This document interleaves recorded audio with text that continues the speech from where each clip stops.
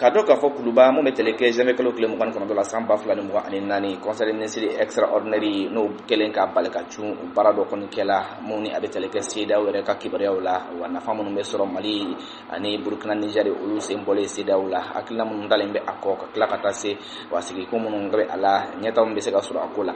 jamana nyama no beteleke club la simi goitala ale ni baraw nyama ya tanu baraw timela ntena do no bena jamais que le club mo kan do ma samba fla ani mo ani nani conseil extraordinaire des ministres bay ka fo baro kon timela kadira ka fo sigi ka fo okumu kon la mu teleke anga ministre des affaires étrangères la coopération internationale monsieur Abdoulaye Diop alekele nga korofota ay sinzi aka ka fo jamana saban non ngonin ka usama ka bo mu teleke CEDEAO kan la Mali Burkina Faso na Niger kibay ka fo wa akina mundo atakumba la sabula mu teleke nyegere okumbole mbeka ndashin jamana non makabi uwati jana CEDEAO wala sigile me famu kama kaseka lu baro timeko ay kodu kan ndashin jamana bela jelen fanama bay ka fo ko jamana sabako ni ko to yere CEDEAO kala yunu kono ya ta kala o yere CEDEAO tonde wa mu meteleke kan la jamana nyema nunu fana ka fara nyun kala kaseka na akilna ta ko dole te o ka jamana yere ka na fo meseka soro sura mu fe kaseka sinzi uka kibe ka fo ko asinzina uka ka boy no jamana nyema no teleke ko asimi ko ita alere la nyinu mun ke ka fo jamana ka boya aka yere kono ka boy no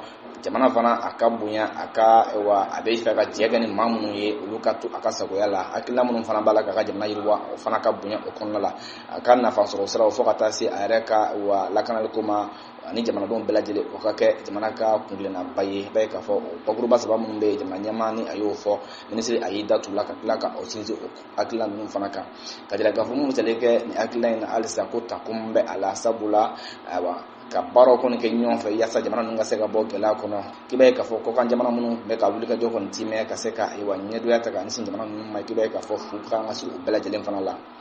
ka boy no metele ke nesu l'économie des finances la monsieur Alusen Senu ale fana kele monsieur Alusen Sanu ale kele ka korofota ay sinzi aka mombe talike niye wa boda nyuma kan sin soro buna kuma jamana nunga yiri wale ko ko na la kele la no talike alliance des états du Sahel la aya jira ka fo mum teleke wa yiwalu saraw la ulu bisega ke mum teleke jago ani wa nyata saraw fe jamana nun ni nyonche do bisega fara oka wa sorobu na kun kan to mun la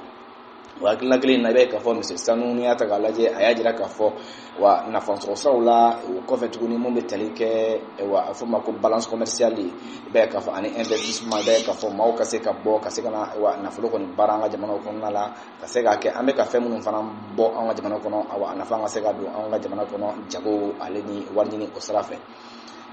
kadira ka fo mo teleke yela mol korola siki ka fo ka se ka buluda tukumula be ka fo abe wa jamana nun la kroya ka bla se baya o menen kon nala ministre de l'économie et des finances alisa ya jira ka fo mo teleka klijigla ka fo chendo kela bawo chama be munun kan ka ke kungile na kan ga ni shife munun ba urela wadana kan ga sini jamana nun nyon ka se ka bulu nyoman ke tukumula o se ka bulu ka joke ka se ka wa uka wa nyeta ni uka sinya sigi baro time tukumula ni la nyine kon nala